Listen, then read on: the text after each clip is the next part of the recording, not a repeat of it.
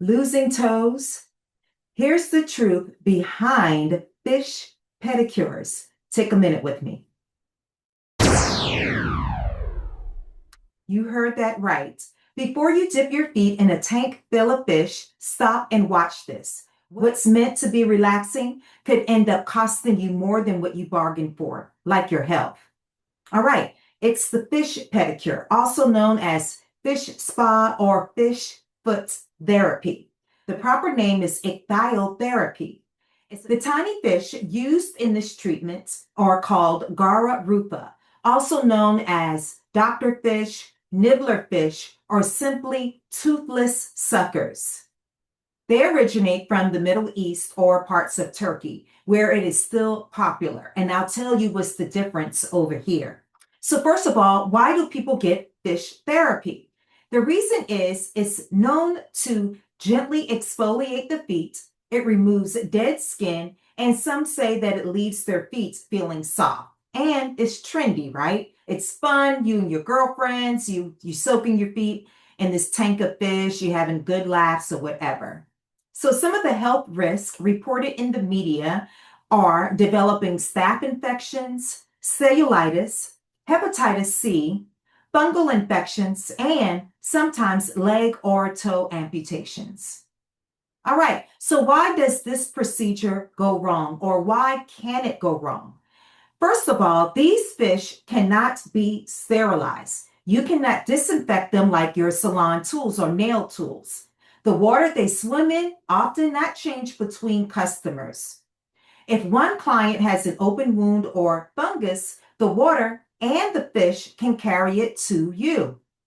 Some salons even replace the Garra rufa fish with a cheaper, more aggressive fish called the chin-chin fish, which bites and causes real damage, and also waste from the fish itself. Yes, there's fecal matter in the water from the fish.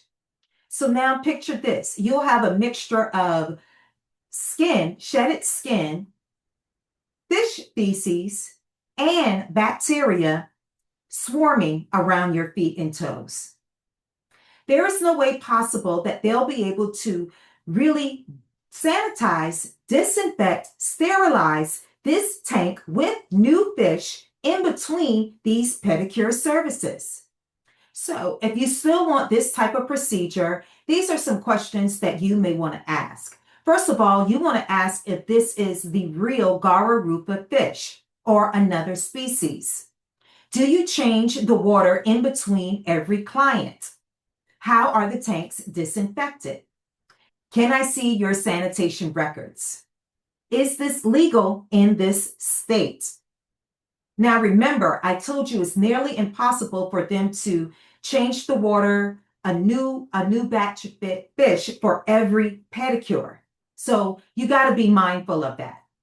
This procedure is also banned in a number of states. So I've done my research because a lot of people reach out to me and I teach these in classes.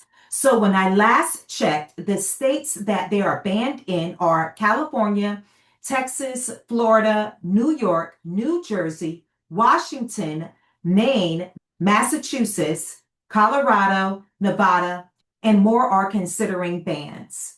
So where is this popular in other countries? You have Japan, Thailand, Malaysia, China. However, in those countries, they normally use spring water, and the regulations are a lot more strict than here in the United States.